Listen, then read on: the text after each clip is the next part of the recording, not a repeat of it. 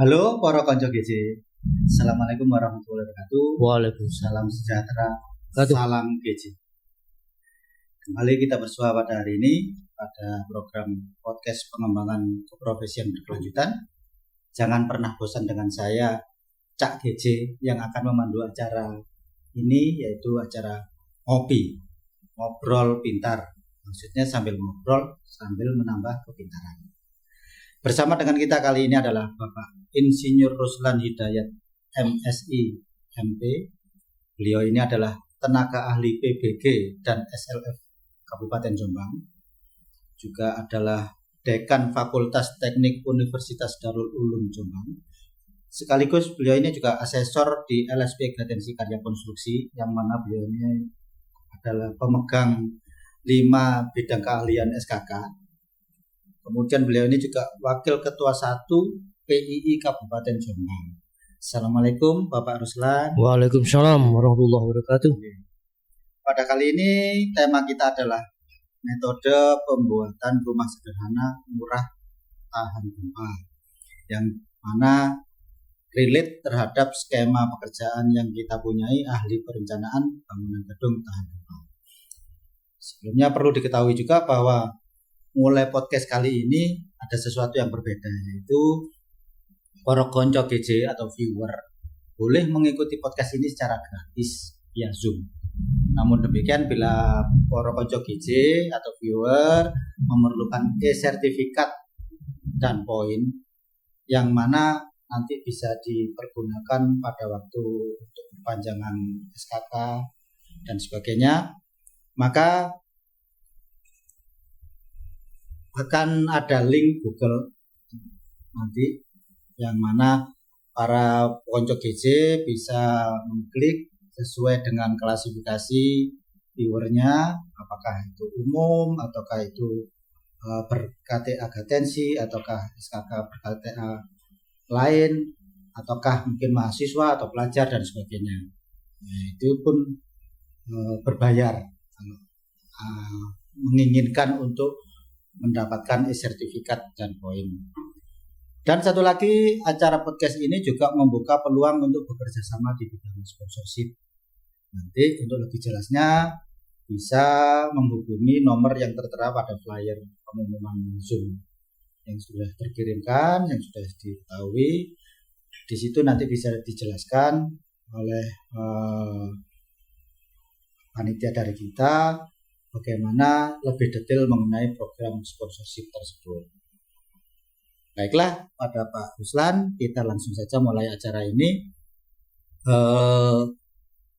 Sebelum kita mulai dari materinya, kita perlu mengetahui sebenarnya dari pokok inti acara skema ini hari ini adalah bangunan yang tahan gempa. Sebenarnya pengertian dari gempa bumi itu sendiri apa sih? Terima kasih kepada host dan terima kasih kepada panitia penyelenggara siang hari ini. Sebelum kita lanjutkan materi yang lebih lanjut, kita jelaskan dulu adalah gempa bumi. Jadi gempa bumi itu adalah getaran atau guncangan yang terjadi di permukaan bumi akibat pelepasan energi secara tiba-tiba dari dalam kerak bumi. Jadi energi ini menghasilkan gelombang seismik yang merambat ke segala arah. Artinya ya horizontal maupun vertikal. Itu pengertian. Jadi kalau melihat adanya suatu getaran atau guncangan, tentunya kan nanti akan sangat berdampak pada segala sesuatu yang ada di permukaan bumi itu sendiri ya. Kan karena goncangan baik vertikal horizontal, akhirnya ada pergerakan dan sebagainya. Tentunya akan membawa suatu resiko bagi segala sesuatu yang ada di muka bumi. Kalau kita lihat, mungkin kita karena orang jasa konstruksi, mungkin gedung-gedung itu kan sangat berpengaruh ya, bangunan-bangunan dan sebagainya itu kan berpengaruh. Lantas dari pengertian gempa bumi itu tadi, resikonya apa Pak terhadap segala sesuatu, khususnya bangunan yang ada di muka bumi? Ya, terima kasih. bahwa resiko yang pertama adalah dalam kerusakan struktural. Struktural itu apa? Retak hingga runtuh total bangunan akibat deformasi melebihi kapasitas struktur. Artinya struktur punya kapasitas, karena gaya gempa melebihi, dia pasti runtuh. Yang kedua, bangunan tidak tahan gempa biasanya gagal karena getaran lateral horizontal yang kuat. Jadi kita harus menghitung gaya gempa nantinya. Terima kasih. Mungkin selain nanti ada kerusakan yang struktural, ada kerusakan yang lain, Pak? Yang kedua adalah kerusakan non struktural. Contohnya adalah plafon jatuh. Yang kedua dinding pengisi pecah, jatuhnya peralatan berat, misalnya lemari, kulkas, itu jatuh. Itu namanya kerusakan non struktural. Yang selanjutnya adalah bahaya sekunder. Yang pertama contohnya kebakaran akibat pecahnya pipa gas. Yang kedua kerusakan jarum listrik dan air. Potensi tsunami jika terjadi di bawah laut. Itu mungkin. Jadi kalau mungkin kalau sebatas getaran lateral yang horizontal tadi cuman bikin kita goyang-goyang, itu bukan termasuk kerusakan ya, Pak ya? Iya. Itu berarti masih seperti orang pening, orang kan. Jadi jalan aja susah ya. Terus apa Pak yang membuat hal itu terjadi, atau mungkin faktor-faktor yang semakin meningkatkan resiko terhadap gedung, yang kerusakan gedung itu terhadap gempa tadi? Ya, terima kasih. Ini karena berdasarkan dengan struktur bangunan gedung, bahwa desain struktur yang tidak memadai. Artinya, bagaimana perhitungan dan gempa itu sangat rentan kalau tidak dihitung. Jadi, artinya ada bangunan yang dihitung tidak dengan gempa dan dengan gempa. Bedanya hanya kalau gempa, dia siap kalau ada gempa. Bukan tidak rusak, ada kerusakan tapi tetap berfungsi. Yang kedua adalah kualitas material yang buruk. Karena struktur itu kan ada material, mungkin beton, baja, atau bahan-bahan tidak memenuhi standar memperlama struktur. Nah, yang ketiga adalah kondisi tanah. Tanah lunak atau tanah bekas rawa itu memperbesar amplitudo getaran. Jadi tanah di SNI tahan gempa itu harus ada 6 kategori: tanah keras, tanah sedang, tanah lunak. Itu di aturan ada nanti. Yang selanjutnya adalah ketidakteraturan bangunan. Tidak teraturan maksudnya? Jadi kalau bangun gedung itu ya, kalau misalnya untuk U ya harus sama, jangan satunya 1 meter, satunya 8 meter. Jadi nyenting. Nah, jadi harus kalau ya sama. Kalau untuk U sama 1 meter, itu yang tidak beraturan. Itu yang dimaksud.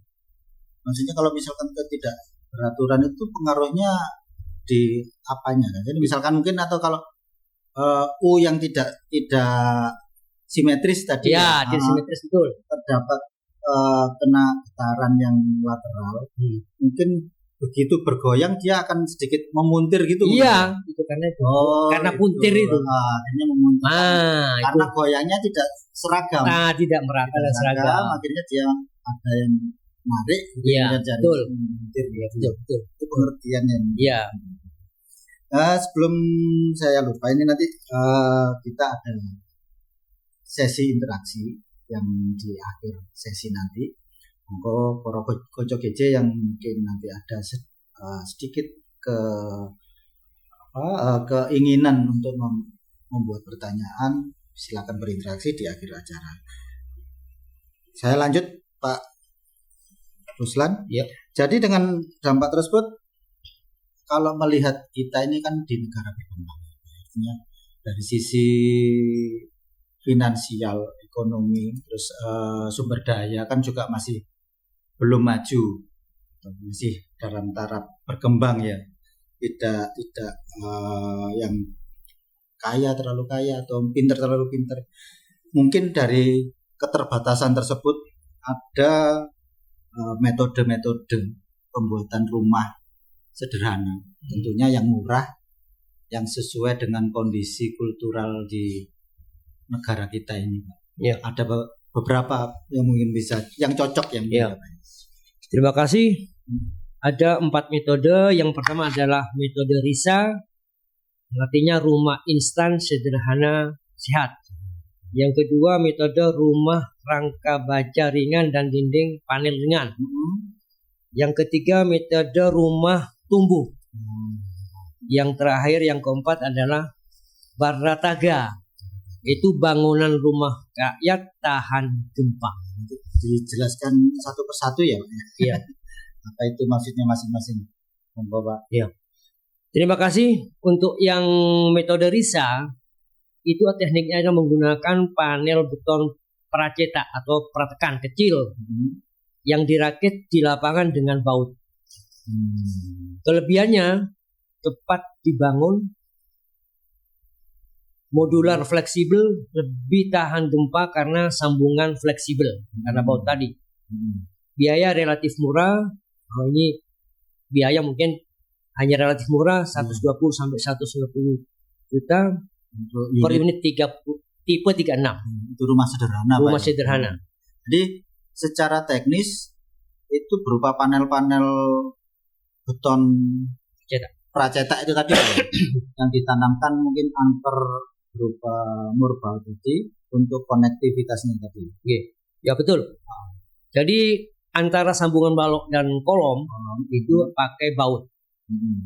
Jadi gitu. Jadi kalau ada gerakan dia masih mengikuti iramanya gempa. Ini sudah berupa panel ini, apakah itu cuma pengisi dinding ataukah struktur utama tetap kita bikin, terutama untuk kolom baloknya itu? Ya. Jadi kalau materialnya, kolomnya juga bisa pakai prestress. Prestress juga. Baloknya prestress. Kalau bisa satunya juga dindingnya panel tidak ada masalah. Lebih cepat. Tapi harus betul-betul yang prestress yang sudah dibuat oleh pabrikasi. Monggo Pak, lanjut untuk yang yang kedua, metode rumah rangka baja ringan. Ini adalah struktur utama dari baja ringan galvanis, dinding dan bata ringan atau panel GRC. Apa kelebihannya? Yang pertama adalah baja ringan fleksibel terhadap getaran, karena gempa itu adalah getaran. Material ringan mengurangi gaya inersia gempa. Biaya sekitar 2,5-3 juta per meter persegi. Itu yang kedua. Ini menarik sebenarnya Pak. Kalau saya lihat dari struktur yang berupa baja ringan galvanis, mungkin kalau saya telaah itu kalau gaya tarik dia mungkin kuat Pak ya, kalau untuk galvanis dan atau mungkin melebihi dari cukup lah ya, lebih dari cukup. Tapi kalau misalkan untuk gaya tekannya, apakah memenuhi? Kan kalau misalkan kalau kita pakai beton bertulang, dia itu suatu komposisi yang kuat di gaya tariknya karena ada tulangan dan kuat di gaya tekannya karena ada konkretnya tadi. Kalau ini gimana? Mungkin. Jadi gini. Jadi memang sifat baja itu relatif kuat terhadap tarik. Sedangkan beton relatif kuat terhadap tekan. Sehingga nanti daerah-daerah yang banyak tarik kita harus pakai yang rangka baja ringan sesuai dengan kemampuannya. Jadi kalau kalian ada tekan ya dibantu dengan beton mungkin hanya praktis. Jadi sama-sama dapat nanti. Dapat. Terus mengenai yang panel GRC-nya, jadi tinggal tempel. Tempelkan. Ini malah mungkin bisa menyingkat waktu pembangunan. Kira-kira sampai berapa persen kalau penyingkatannya? Ya kalau sudah misalnya sudah barangnya ada kan seperti yang RISA itu kan bisa 1 minggu sudah bisa. Kayak bedah rumah itu. Bedah rumah, iya. Bedah rumah itu kan. Iya. Kayak Pandu Bondowoso. Semalam udah jadi. Iya.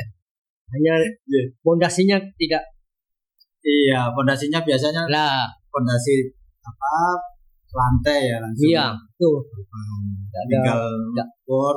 bukan plat, Iya, bukan itu pondasi anunya bedanya. tempat Setempat. Terus ada lagi Pak, mengenai yang metode Ya. rumah tumbuh itu. Jadi metode rumah tumbuh itu adalah membuat rumah sederhana ini dulu, lalu bertahap dikembangkan. Biasanya kalau orang tidak mampu, kita buat dulu slope, kolom, balok. Setelah itu kita lanjutkan kepada sisa daripada bangunan utama. Karena namanya tumbuh ya bertahap. Jadi untuk yang penghasilan rendah, mungkin ini yang lebih cocok untuk yang metode rumah tumbuh. Gitu yang pertama. Ini sedikit metode rumah tumbuh kan berarti kan kita mungkin konsep awal ruang tamu dan sekitarnya. Betul. Terus kalau ada rezeki lagi mungkin menambahkan ruang keluarga dan sebagainya. Nah, kalau dilihat dari yang tadi apa istilahnya faktor-faktor yang membuat bangunan itu resikonya lebih tinggi, itu kira-kira ada pengaruh enggak, Pak? Misalkan kalau kita merencanakan dari awal sudah satu unit yang compact gitu ya, itu kan mungkin rumahnya bisa kita lihat satu kesatuan. Tapi kalau untuk rumah tumbuh ini kan berarti ada satu bagian, nambah lagi satu bagian. Mungkin ada sedikit apa untuk mengkoneksi antara bagian satu dan berikutnya agar itu benar-benar jadi satu kesatuan bangunan yang nantinya misalkan ada getaran lateral itu bisa nggak sampai ada puntir. Jadi gini, kalau yang rumah tumbuh itu berarti kita buat kayak portalnya dulu, kolom, balok, slope. Nah, nanti pasangan batu batanya nyusul. Nah, gitu. Jadi mungkin hanya yang penting-penting ya struktural adalah kolom, balok, slope. Nah, itu yang penting. Jadi yang penting sambungan antara balok dan kolom betul-betul untuk tahan gempa. Jangan sampai asal-asalan pakai tulangan yang dari balok masuk ke itu yang penting. Ada perhitungan tambahan ya untuk apa? Iya. Untuk tulangan tahan gempa. Connect antara balok. Tulangan antara balok dan kolom ada yang memanjang yang masuk. Iya. Kurang lebih berapa itu? 40D. Jadi itu maksudnya tulangan balok masuk ke kolom 40D. D-nya itu diameter yang dipakai. Diameter budget apa tulangan ya? Yang dipakai. Kalau misalkan pakai 12 tulangan 10 ya, itu berarti 10 mili kali 40. Itu yang harus masuk jadi angker supaya nanti kalau ada goyangan tetap antara kolom dan balok tetap terjaga elastis. Yang pertama sebagai kolomnya, konektivitasnya tadi. Yang kedua mungkin juga sebagai pengaku ya. Pengakunya biar nanti kalau ada goncangan dia akan betul melentur, melambai-lambai. Iya. Jadi terus yang berikutnya tadi Pak, metode bangunan Barataga itu bangunan rumah rakyat tahan gempa. Di mana bahannya ini adalah dinding bata biasa tapi ditukar dengan kolom praktis. Yaitu kolom praktis setiap jarak 3 meter, ring balok mengelilingi semua dinding. Gunakan mortar semen yang cukup tebal 1 sampai 1,5 cm. Jadi kalau ditambah misalnya kalau 3 meter itu sudah mampu pada wilayah gempa yang sudah ditentukan, tidak ada masalah. Tapi kalau masuk daerah gempa yang lebih tinggi, ya pakai 2 meter. Dan gitu. Itu kan semakin rekat berarti kan gaya gempa akan tersebar. Kalau pakai 3 dengan 2 ya kuat yang 2. Jadi itu karena nanti kan berdasarkan portalnya banyak portal ini kan yang disasak oleh gaya gempa ya itu. Iya. Saya pernah sedikit mengikuti semacam seminar itu, dinding pun juga bisa diolah atau dipolah biar dia juga membantu untuk bangunan itu tahan gempa. Iya.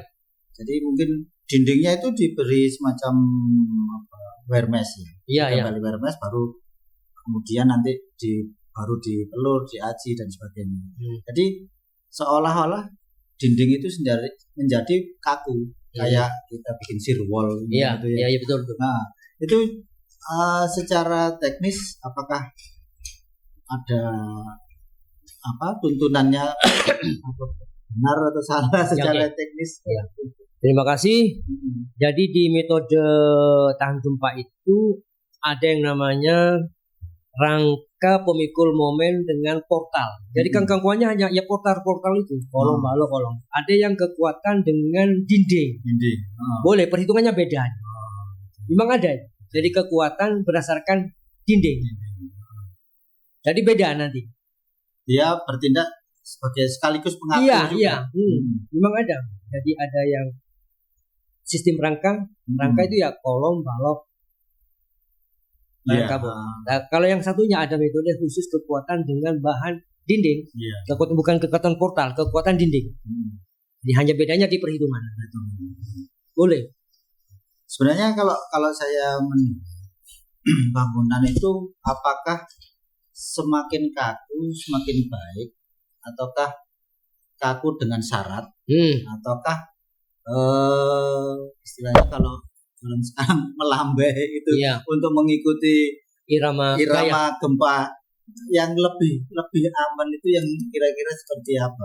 Jadi gini, jadi elemen yang dipakai di dalam tahan gempa itu kan berdasarkan gaya gempa pada wilayah itu. Iya. Dengan gaya gempa itu akan muncul namanya tulangan-tulangan. Nah, tulangan itu sudah sesuai dengan tahan gempa. Jadi meskipun kaku, tapi dia fleksibel. Begitu dia ada goyangan, tidak melebihi defleksinya. Oh, gitu aja. Kalau melebihi pasti runtuh. Pasti. Iya, seperti kita merencanakan jembatan itu. Iya. Kan kita tidak boleh jepit-jepit. Iya, karena dia akan malah akhirnya tambah crack. Iya. Kalau misalkan ada beban dia. Betul.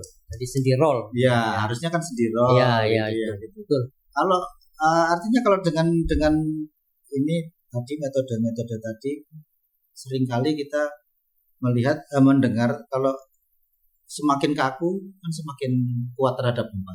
Tapi semakin jepit kondisinya di struktur itu. Nah, mungkin menyikapinya seperti apa kalau semacam itu, Pak? Jadi harus pas antara nggak boleh jepit semua, nggak boleh kaku semua ataukah gimana? Jadi kalau yang berdasarkan perhitungan gaya gempa itu nanti yang jepit kan biasanya pas pada dasar tanah. Oh, yang bagian bawah. Iya, kalau goyang ini kan yang atas balik lagi. Tapi kalau ini yang bisa geser. Nah, akhirnya runtuh semua. Nah, runtuh semua. Gagal konstruksi semua. Jadi begitu dia kena gempa itu didistribusikan oleh gempa. Kalau lantai 5 ya distribusikan ke lantai 1, 2, 3, 4. Lantai 5 dapat sekian, 4 dapat sekian, itu sudah ada perhitungan. Iya, secara goyang itu semakin tinggi kan semakin jauh. Defleksinya semakin besar. Jadi, kalau yang bawah lebih kecil. Jadi mungkin ya itu tadi yang minimum syaratnya ya kan kita perkuat yang bawah. Semakin ke atas semakin longgar. Yang penting begitu ada goyangan jangan sampai balok dan kolom lepas. Iya itu yang penting. Makanya ada tulangan-tulangan tahan gempa yang menjaga menggaransi itu tidak lepas. Jadi itu sangat penting. Ya, kalau mau bikin balok koneksinya dengan kolom itu harus benar-benar tertanam. Jangan sampai lepas. Ada kasus-kasus yang pasca bencana itu di hotel yang Jogja itu memang rusaknya itu antara balok dan kolom. Kolom lepas. Akhirnya crack, gagal konstruksi. Terus kalau Pak dengan fenomena yang orang di Cina bikin bangunan baja dalam 1 hari, padahal bangunan tinggi, itu mungkin penjelasannya gimana kalau itu? Kan berarti mungkin connect antar baja pada posisi balok dan kolom itu juga harus memperhitungkan itu semua. Iya sama. Jadi kalau pakai baut itu kan ada diameter, ada jumlah. Iya. Ya. Jumlah dan diameter itu harus tahu gaya lintangnya. Iya. Kalau ada lintangnya nggak tahu berapa jumlahnya baut, berapa diameter. Hanya itu. Poinnya di situ aja. Iya. Nah, tapi ya termasuk Bandung Bondowoso bener itu. Sudah. Iya. Knockdown. Iya, knockdown. Iya. Kalau knockdown mungkin kurang lebihnya sama, Pak. Iya. Hanya dia kan tinggal pasang. Iya. Terus dikunci. Iya. Nah, penguncinya juga harus ada hitungannya. Ada. Ya makanya itu ada hitungannya. Kalau dulu di kuliah ya. Iya. Jadi ada bidang geser D istilahnya itu. Ada F. Ya D itu yang berfungsi. Kalau D-nya sekian, ulangannya berapa, diameter berapa. Itu aja. Sebenarnya semua tidak sulit sebenarnya. Iya. Sekarang aplikasi komputer sudah banyak. Iya. Agak masalah. Iya. Lain dengan dulu. Zaman kita hitungnya di pakai kalkulator berhari-hari. Belum bisa, nggak bisa itu. Bisa, nggak mampu. Mungkin secara kalau disimpulkan dari 4 metode tadi bisa ditampilkan ya tabelnya. Secara garis Ya. besar ini mungkin perbandingan dari 4 metode tadi. Ya. Seperti apa Pak penjelasannya, Pak? Jadi ada 4 metode yang sebutkan tadi, di mana biaya untuk yang risa itu tingkat tengah sedang, artinya masih terjangkau ya. Masih terjangkau. Baja dan bata ringan juga sedang, rumah tumbuh rendah karena kan bertahap. Kalau yang barataga itu sedang. Secara biaya. Secara biaya. Kalau kecepatan ya yang risa itu karena pakai cetak di pabrikasi sehingga dikatakan cepat. Baja cepat. Kalau rumah tumbuh jelas lambat karena bertahap. Kalau yang barataga sedang, yang risa itu paling cepat karena semua pakai press stress. Tahan gempa itu sangat baik karena fleksibel, pakai baut kan antara sabungan dengan yang di baut. Kalau yang masih bisa mengikuti iramanya gaya gempa, gaya lateral tadi ya. Iya. Kalau yang baja ringan baik, yang rumah tumbuh baik struktur karena kan secara strukturnya karena kan dibangun kolom, balok dan slope dulu kan. Kalau yang barataga baik, cocoknya untuk apa? Kalau yang risa itu perkotaan pasca bencana. Di setelah pasca bencana ini pakai yang risa karena cepat kan. Itu cepat dihuni. Nah, yang baca kata ringan perkotaan. Kalau yang rumah tumbuh masyarakat berpenghasilan rendah. Kalau yang barataga kota dan desa juga bisa. Ya. Itu kesimpulan dari 4 metode tadi. Kalau misalkan kita tabelkan macam itu. Iya. Terus dari itu tadi mungkin ada cara menghitung gaya gempa pada struktur bangunan. Iya. Mungkin bisa dicontohkan, kita contohkan yang bangunan sederhana. Iya. Mungkin dari Mas Satrio bisa ditampilkan.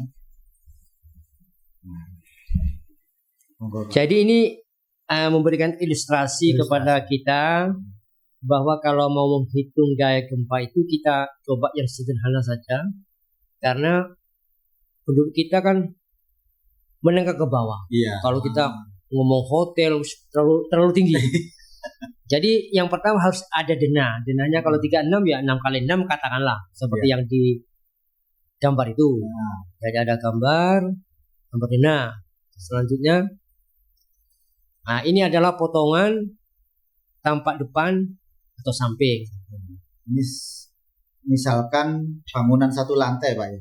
Kalau bukan satu lantai, ini 6 hanya 3 ilustrasi. Jadi kalau ada atas lagi, ada lagi di atas. Jadi yang atas itu katakanlah ring balek ya. Nah, yang bawah adalah sabuk katakanlah. Sabuk. Yang bawah adalah slope. Seperti itu. Jadi yang saya kasih tanda panah hijau itu adalah gaya gempa yang terjadi. Jadi begitu gaya gempa terjadi, dia akan goyang ke sebelah kanan. Ya, itu. Jadi kalau gempanya dia bolak-balik, ia timur barat, selatan utara. Karena gempa itu tak bisa diatur. Iya. Dia ada apa ya susah sudah. Iya. Ada waduk, ada apa sih? Iya. Karena memang sumbernya juga lebih besar dari apa yang ada di permukaan itu ya. Iya, betul. Jadi setelah itu bagaimana mencari gaya gempa itu? Nah, terus ke bawah ini. Nah, satu yang pertama harus tahu wilayah gempa. Pembagian zona gempanya. Gempa. Artinya apa? Kalau kita membangun di daerah yang merah, berarti itu masuk wilayah 1. Paling ringan. Paling aman. Paling ringan. Yang kedua adalah oranye, kuning, hijau sampai yang wilayah hijau tua. Iya, hijau tua. Itu adalah wilayah harus melihat ini. Biasanya membangun rumah sederhana di wilayah 2 berarti oranye. Lihat yang oranye. Biasanya bangun di Surabaya. Berarti masuk wilayah Surabaya itu ya hijau. Di wilayah 6 ya. 5. Jadi 5. Jadi itu adalah untuk menghitung di mana bangunnya dibangun. Itu yang penting. Semakin di daerah yang tidak aman, tentunya perlakuannya lah beda. Lebih khusus beda.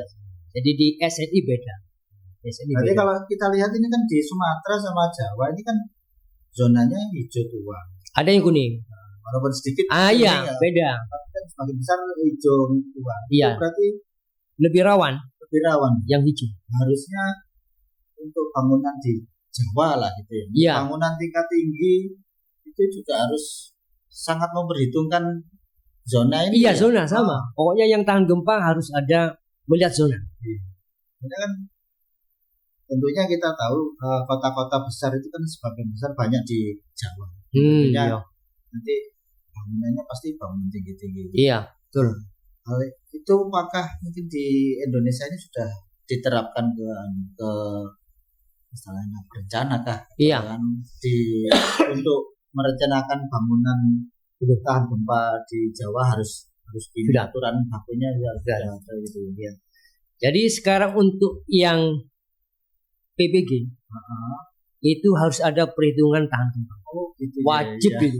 Jadi konsultan harus menghitung tahan gempa. Jadi ini merupakan atensi atau cara mengontrol dari pemerintah ya, bahwa bangunan-bangunan itu harus sesuai aturan yang berlaku, sesuai dengan perhitungan. Iya, betul.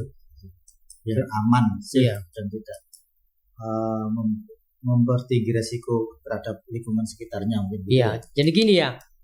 Jadi ada perencanaan bangunan gedung tahan gempa. Artinya memasukkan gaya gempa di dalam perhitungan. Jika terjadi gempa dia sudah siap. Nah, tapi kalau bangunan gedung tidak menghitung tahan gempa, berarti hanya beban mati dan beban hidup. Begitu ada gerakan dia tidak siap. Walaupun kelihatannya kuat sesuai secara volume mungkin sesuai hitungan, tapi karena tidak ada perhitungan tahan gempanya bisa jadi tetap tidak layak tadi ya. Faktor-faktor tadi ya. Jadi karena dengan tahan gempa diharapkan begitu ada gempa pada daerah yang terjadi, dia rusak tapi tetap berfungsi. Artinya rumah sakit ada gempa ya apa rusak, tapi rusak sekunder, tapi tetap berfungsi sebagai rumah sakit. Tapi kalau rumah sakit tidak dihitung dengan tidak tahan gempa, begitu ada gempa ya sudah amblas. Gagal konstruksi jelas ya. Karena tidak siap. Hanya bedanya di situ sebenarnya. Seperti kalau sini Petra itu tahan gempa kampusnya. Jadi kalau ada gempa Surabaya, Petra sudah siap. Walaupun dia bangunan tinggi ya. Iya, karena disiapkan lebih awal. Menurut pandangan Pak Ruslan selaku, terutama juga ini selalu ahli PBG dan PRF, sejauh ini penerapan ini apakah sudah semua Sudah. Untuk kawasan Surabaya lah atau Karena sistem SIMBG itu yang dari PUPR itu harus masukkan struktur dan gempa. Karena tim ahlinya nanti menilai di sini. Bisa sambil di Ya, sambil ngopi. Iya, biar enggak batuk nanti.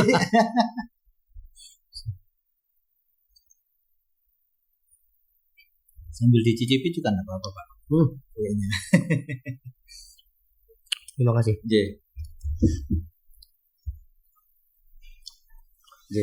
Ya, ini mungkin dari kita juga, ini juga salah satu media sponsorship nanti, Pak. Nah, itu ada penampilan logo-logo dari Gatensi sekaligus nanti harapan kami untuk area tengah ini yang sekarang diisi kue ini bisa untuk penampilan media sponsorship juga, nanti juga ada di background ini juga bisa kita fungsikan gitu. Iya, biar kita bisa mandiri nanti ya ke depannya. Lanjut tadi Pak, mungkin kalau yang tadi kan masih sampai ke zona-zona zona-zona gempa di Indonesia. Mungkin bisa sudah lanjut. Nah, ini perhitungan berat bangunan. Ini ilustrasi aja mungkin Pak ya. Ke bawah dulu. Lanjut bawah. Nah itu. Jadi ini adalah perhitungan gaya geser seismik V. Itu yang terjadi pas dasar tanah. Jadi dasar tanah ini ya ini dia ngantemnya ya ngitungnya V itu. Begitu tahu V nanti didistribusikan ke berapa lantai. Karena ada menyangkut berat gedung total, berarti harus ngitung berat total. Mulai dari kolomnya berapa, dindingnya berapa, usianya, pokoknya yang semua ada di situ dihitung. Semua itu. Kalau rumah sederhana kan cukup paling slope, fondasi, dinding, balok, kolom, praktis dan ring bar. Itu kalau yang sederhananya seperti itu. Karena rumah tinggal itu masuk kategori 1. Kategori ringan menurut SNI 2716. Paling ringan kelas 1. Kategori 1. Sampai kategori yang paling berat adalah untuk untuk yang hotel. Pertokoan itu ada kategorinya 1 2 3 4. Selain wilayah dia lihat rumah sakit, masuk kategori berapa? Tinggal lihat tabel di SNI. Masuk kelas kategori 4, 5. Lokasinya di Sulawesi. Sudah lihat lokasi Sulawesi berapa? Itu aja. Memang kalau untuk gempa itu literasinya berupa tabel-tabel. Tabel-tabel aja ya. Kita nggak bisa penurunan. Nggak bisa. Dihitungkan sama pendahulu kita melalui tabel-tabel. Iya, termasuk tadi ya koefisien seismik sendiri itu. Iya, koefisien seismik itu nanti ada kondisi tanah. Tanahnya di mana dia? Apakah tanah sedang? Atau tanah keras? Struktur tanahnya. Struktur tanah itu ada 6. Kalau sekarang namanya bukan kondisi tanah, situs. Kalau SNI 1726 situs. Situs 1 tanah keras. Jadi nanti ada tabelnya juga. Nanti waktu getarnya berapa? Yang banyak ngitung yang lama yang CS itu. Karena pakai tabel 1, tabel 2. Terus sehingga muncul nanti V. Kalau V tahu tinggal distribusi. Jadi itu juga tergantung dari zona. Iya, zona. Makanya termasuk di CS itu zona, kondisi tanah, pas masuk kategori apa bangunan itu? Apakah apartemen? Tidak apartemen. Kalau rumah tinggal ya kategori paling ringan. Itu ada hunian. Itu aja. Saya pernah dengar atau beberapa bulan kemarin yang di Palu itu Pak, termasuk kayak likuifaksi itu kan struktur tanah yang seperti apa? Jadi begitu ada longsoran atau gempa atau pergerakan, dia jadi gagal struktur atau melemah. Iya, Jadi makanya sekarang untuk yang tanah, karena tanah kan tidak ada tabelnya. Iya. Jadi tanahnya harus diambil dielapkan. Jadi sekarang kalau hanya berdasarkan sondir tanah keras, tak tahunya itu lempung. Begitu musim hujan lembek. Jadi lembek. Iya kan itu kan bahaya. Berubah 180 derajat kekuatan daya dukungnya. Tapi kalau boring, boring itu kan ada pelapis. Oh ini Lampung, Kelanawan. Itu sekarang peraturan Kementerian PUPR yang baru 2023 itu harus 30 meter. Dan itu harus pakai dinamis. Kalau pakai statis paling orang pakai apa? Tangan 2 meter sudah ada. Iya. 30 meter nanti tahu kedalaman 10 meter tanah Kelanawan, ke 15 meter. Kalau saya sampai nancep ke 20 harus pakai tanah ini. Itu yang biayanya besar. Boring sekarang itu harus 30 meter. Itu untuk menentukan menganalisa struktur tanah. Bagaimana dia daya dukungnya terhadap perlapisan. Terhadap bangunan. Nanti kelihatan pada kalau dibuat visualisasi 5 meter tanah ini. Iya, karena tanah itu kan tempat bertumbuhnya bangunan. Iya itu. Apalagi nanti otomatis gempa itu yang mengenai pertama kan di tanah. Iya. Jadi perlakuannya juga harus analisanya harus tepat. Iya. Untuk mendukung kekuatan dari gedung tadi sendiri. Karena memang boring. Kalau boring itu sudah mewakili. Kalau solder ditakutkan tanah keras 10 meter hanya begitu 12 meter lemah. Begitu bisa amblas yang panjangnya. Karena kira 10 meter atau hanya 1 meter 11-nya tidak kuat lagi gitu kan. Kalau boring bisa dilihat semuanya. Itu bedanya. Jadi mungkin segala sesuatu itu tadi pasti harus ada hitungannya ya. Iya. Tentunya dari pemerintah kita sendiri atau negara ini juga ada standarisasi untuk perhitungan ini tadi. Iya. Jadi kalau mungkin kita pernah dengar di dunia lab itu mungkin ada ASTO, ASTM.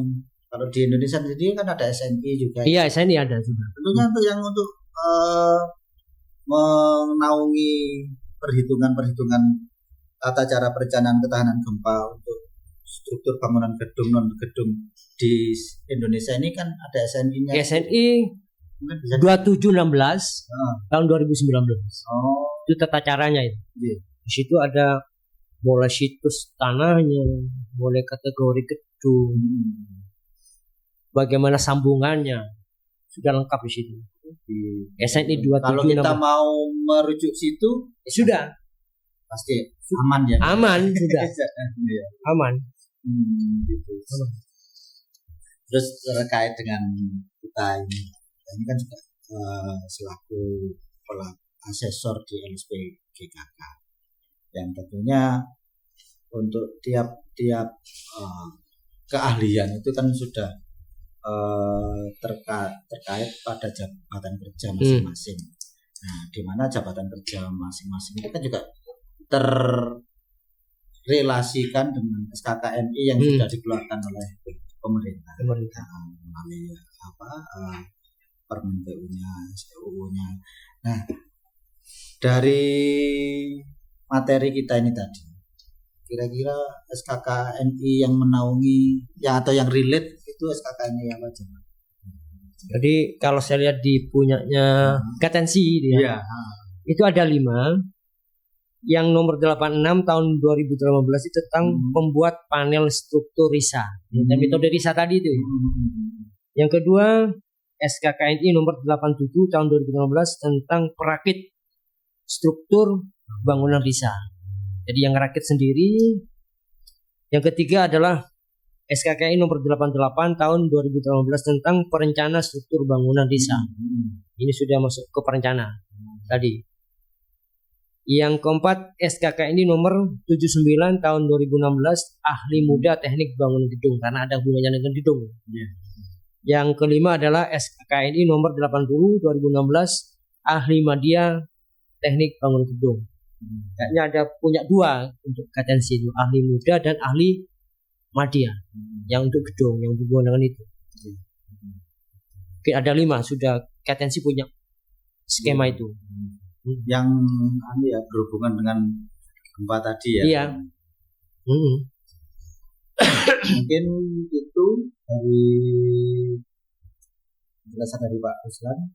Kita sudah memasuki sesi akhir dari Poro Konco GJ. Yang sekiranya ada pertanyaan, monggo kita buka jalur interaksi, bisa kirim-kirim pertanyaan melalui admin kami yang nanti akan secara singkat jelas dijelaskan oleh Pak Ruslan selaku narasumber kita. Monggo, Poro Konco GJ. Sudah ada Mas Satrio yang masuk? Mungkin saya pancing-pancing dulu Pak. Iya.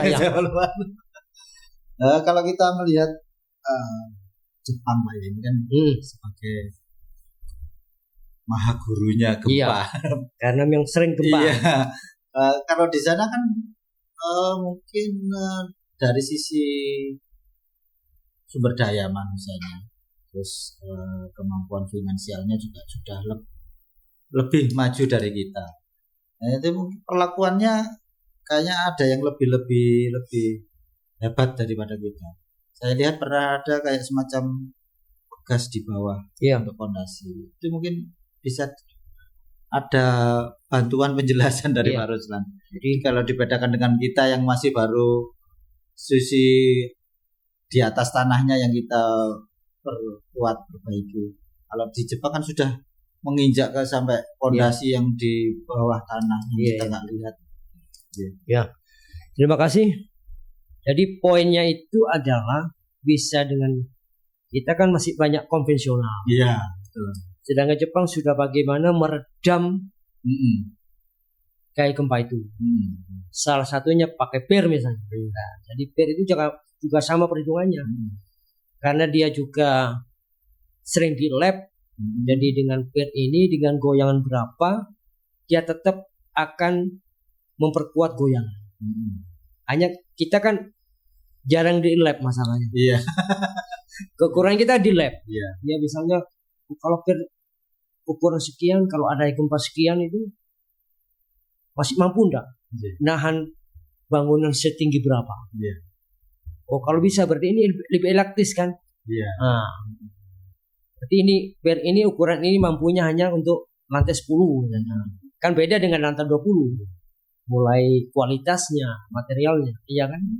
Yang penting bagaimana dia itu bukan hanya di pondasinya, di antara balok dan kolom ada yang pakai itu juga.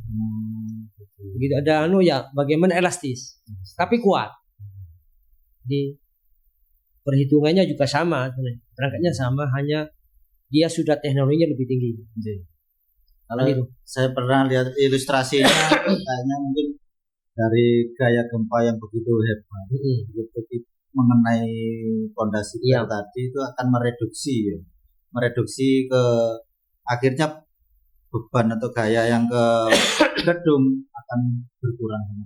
Iya. Akhirnya gedung itu akan lebih aman karena sudah dirancang mampu menahan gempa yang sudah tereduksi tadi. Iya.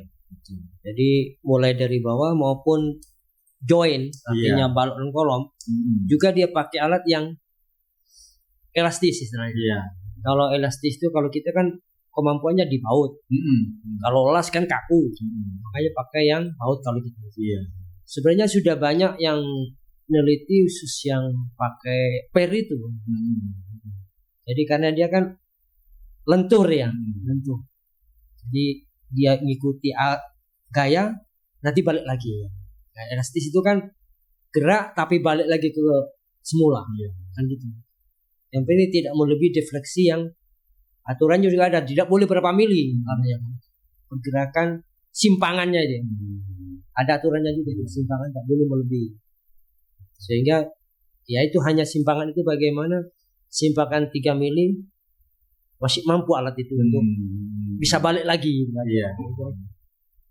Untuk bangunan pun sebenarnya juga bisa Pak ya, mengurangi atau mereduksi gaya gempa itu sendiri. Contohlah bangunan yang menyudut itu terus dibandingkan dengan bangunan yang melingkar seperti kayak kita pernah melihat Oh iya iya. di Jogja itu Iya, setelah gempa Jogja kan banyak bangunan bentuknya kayak jamur. Iya iya iya. Itu gimana Pak? Jadi kalau gempa yang bentuknya persegi panjang itu nabraknya kan antara kolom ke kolom. Iya.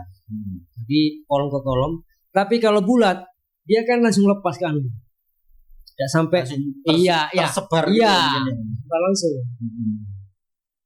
Jadi kalau seperti ini misalnya ini kan penuh. Tapi kalau misalnya bulat ini kan langsung tidak seperti ini. Iya. Kalau ini kan full ditabrak. Langsung menerima gempa secara langsung. Antara karena kolom-kolomnya kan segi empat. Termasuk kayak sekarang kan arsitektur semakin maju. Bangunan-bangunan itu semakin tidak beraturan. Itu gimana kalau itu ya? Contoh lah kayak bangunan yang di Dubai itu kan bangunan tinggi tapi tidak bersih, langsung ada tepuan atau mungkin Menara Petronas yang 2 digabungnya jadi 1. Iya, artinya kan tetap perhitungan gaya gempanya tetap ada. Tinggal strukturnya itu kan mesti ada rangkanya. Pasti ada rangka. Rangka itu tinggal kekuatan dinding atau kekuatan rangka. Iya. Sebenarnya gempa itu bisa diprediksi enggak sih Pak? Tidak bisa. Tidak bisa ya. Itu kekuatan. Tidak bisa kekuatan alam iya. Ya. Itu Tuhan yang Maha Esa. Iya. Ya, alatnya banyak, begitu mau gempa alatnya rusak. Baik Pak, ini ada satu pertanyaan dari Pak Fendi. Mohon dijelaskan dan fungsinya antara sistem boring dan sistem sondir. Iya. Terima kasih. Terima kasih ke Pak Fendi Mojokerto. Iya. Mojokerto ini kayaknya. Makasih Pak Fendi. Jadi sonder itu adalah alat untuk kekuatan tanah. Jadi kalau sonder itu begitu di tanah disonder begitu sudah 250 itu sudah tanah keras. Dipaksakan tidak bisa karena sudah tanah keras. Tapi kita tidak tahu 2 meter lagi tanah keras enggak. Nah kalau kita misalnya 10 meter keras begitu dipancang, mancangnya terlalu keras, amblas, hilang. Kecuali 10 meter sampai 20 meter tanah keras tidak ada masalah. Kan tidak tahu datanya. Yeah. Tapi kalau boring itu sampai 30 meter tahu, 5 meter tanah ini, 5 meter ke 10 meter tanah ini ada soalnya, ada berat isinya, ada kohesi, ada porositas, lengkap itu. Yeah. Makanya biayanya besar. Ya. Jadi kalau itu di rata-rata kalau gedung itu pakai sondir. Tapi kalau jembatan peraturan kementerian itu harus 30 meter boring. Jadi mungkin kalau bisa saya sedikit menjelaskan, kalau sondir itu kan berupa tanah keras. Perlawanan tanah, cuma tekanan balik. Iya, betul. Jadi kita tidak tahu apakah yang melawan itu apakah batu, apakah tanah gitu ya. Siapa tahu di 5 meter sudah ketemu intan gitu ya, kan jadi keras. Iya. Tapi begitu intannya terlewati hanya 1 meter lumpur, berarti kan kita tidak tahu. Itu bahayanya. Tapi kalau kita boring, kita sekaligus tahu struktur tanah itu sendiri. Sama sifat-sifat tanahnya. Satu lapis mungkin ini batuan. Iya, betul. Nanti ketemu lempung, ketemu pasir, ya, ketemu.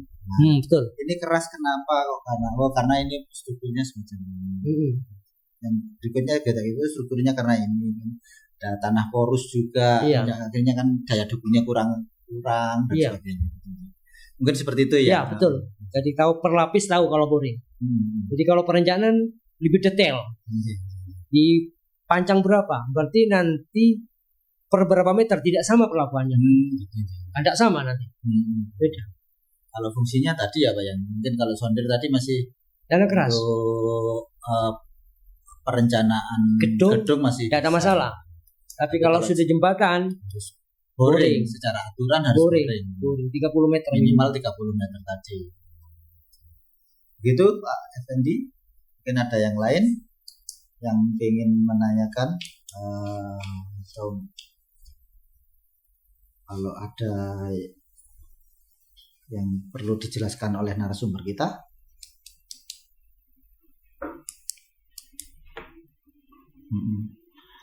Atau mungkin saya pancing lagi. Saya pernah melaksanakan. Kita bikin bangunan yang kalau menurut saya super panjang. Jadi mungkin kalau memang kotak persegi panjang itu super panjang. Nah, secara aturan kan kita juga tidak boleh. Harus ada dilatasi yang memotong jarak itu sampai mungkin kalau nggak salah batas 25 meter mungkin Pak. Iya. Nah, itu kalau secara struktur fungsinya seperti apa? Kalau secara terutama untuk yang bangunan tahan gempa. Kalau kita harus memotong ada dilatasi. Jadi mungkin ya ini pergerakannya enggak menerus, begitu ada kerusakan atau gagal struktur ini enggak sampai. Iya. Salah satu sama dengan tujuannya aja itu. Jadi kalau ada kerusakan enggak semuanya. Sama dengan jalan. Kenapa kok 5 meter? Ada destinasinya. Iya. Jadi kalau ada perbaikan enggak semuanya, cukup titik ini. Kan susah nanti kalau panjang semua dibongkar semua. Iya. Begitu tujuannya supaya nanti. Tapi benar-benar memang harus dipotong ya. Iya. Tetap ada koneksinya walaupun betul. 1 atau 2 tulangan enggak boleh ya. Iya. Sama dengan yang jalan kan ada. Nah, joinnya. Iya, ada sama dengan itu. Kalau ada kerusakan harus pindah titik ini. Iya. Rusak semua 20 meter susah. Iya. Gitu ya. Adi kayaknya ada lagi pertanyaan dari Sugianto. Apakah bangunan Risa dapat disesuaikan dengan desain arsitektur yang unik dan modern? Artinya bangunan Risa itu apakah bisa dikelompokkan dalam desain arsitektur yang unik dan modern, atau dia memang sekedar bangunan murah tadi yang tahan gempa? Kita bicara yang rumah sederhana ini. Iya. Kita tadi sudah sederhana, kalau yang lebih itu kan mungkin tidak lagi. Iya. Jadi Risa itu poinnya adalah materialnya adalah material yang pramuka. Nah, kalau sekarang kan sama dengan dulu. Kalau mau buat model-model kan pakai GRC kan cukup beli jadi tempelkan. Betul. Jadi yang penting kerangkanya cepat instan semua. Jadi rangkanya itu tetap sesuai dengan itu. Karena nanti kan ornamennya kan arsitekturnya di situ kan. Misalnya baloknya mau dikasih apa, kolomnya dikasih model apa. Tapi yang jelas bahan utamanya adalah kalau bisa adalah press mulai balok sampai kolom. Kan gitu. Betul. Jadi nanti kalau kolomnya pakai press, baloknya press, nanti sambungannya pakai baut. Tinggal nanti arsitekturnya kan mainan saja kan. Iya. Mainan seni dan pelengkap aja. Pelengkap saja.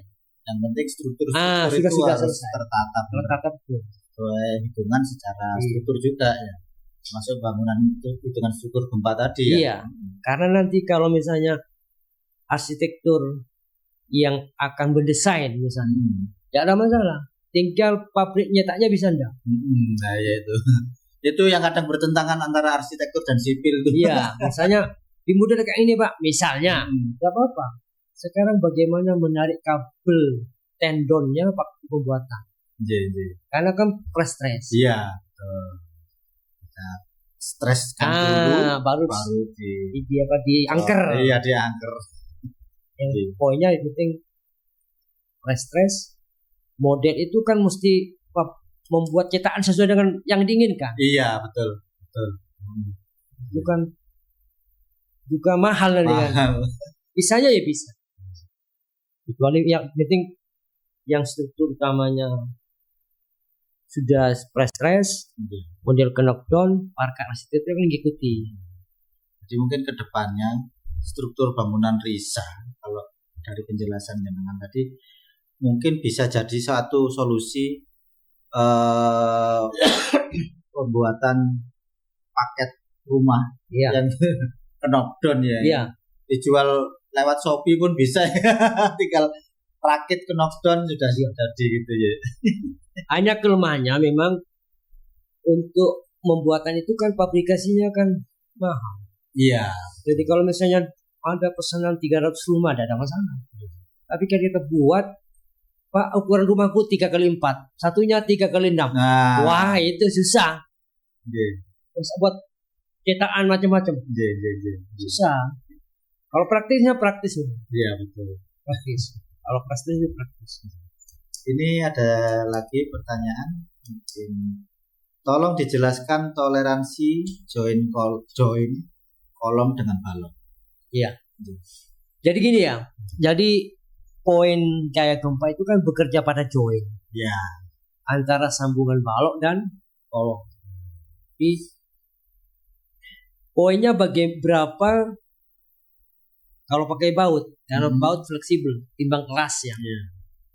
Berapa bautnya? Artinya jumlahnya berapa, diameternya berapa?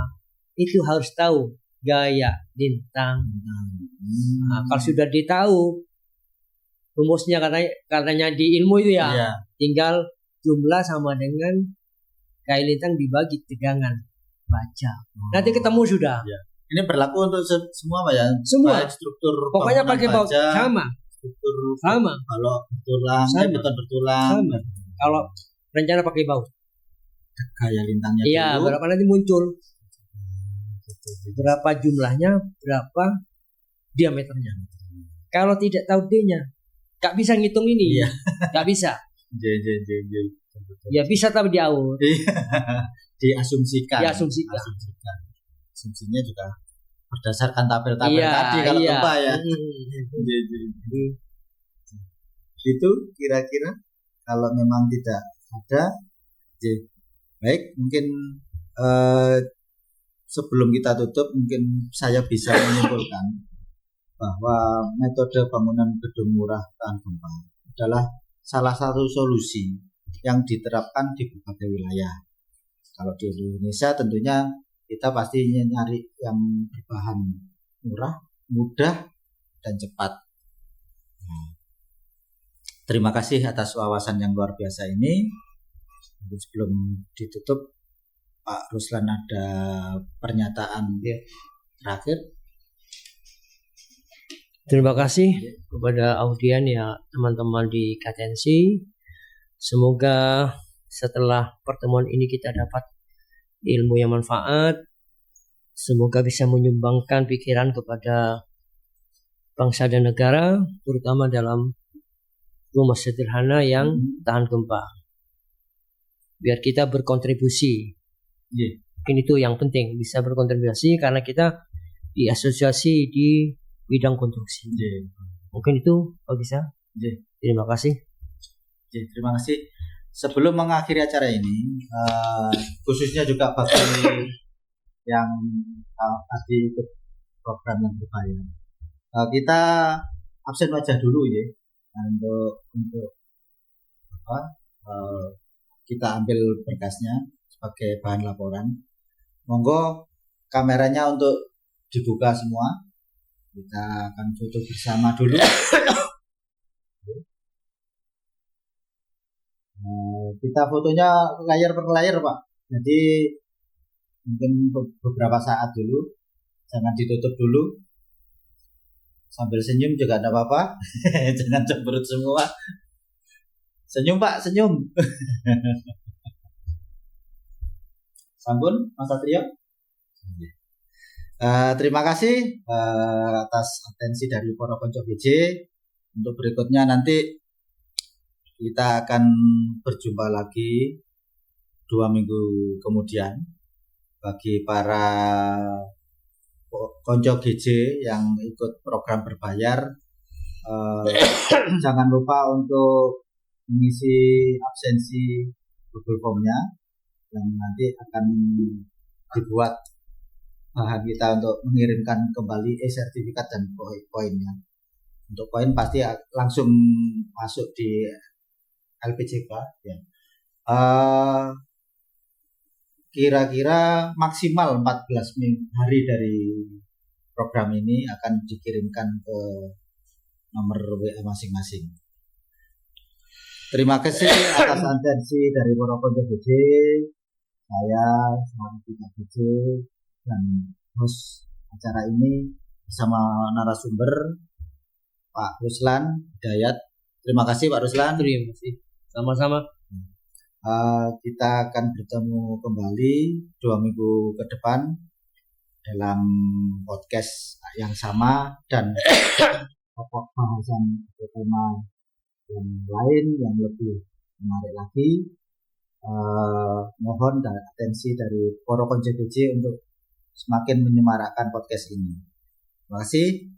Assalamualaikum warahmatullahi wabarakatuh. Salam GJ.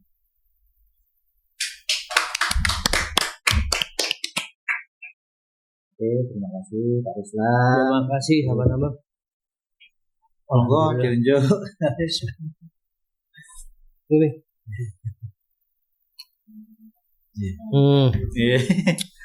Pak, salaman dulu. Oh Pak. ya. Adem, Pak. Ini dia Pak ya. Enak ya.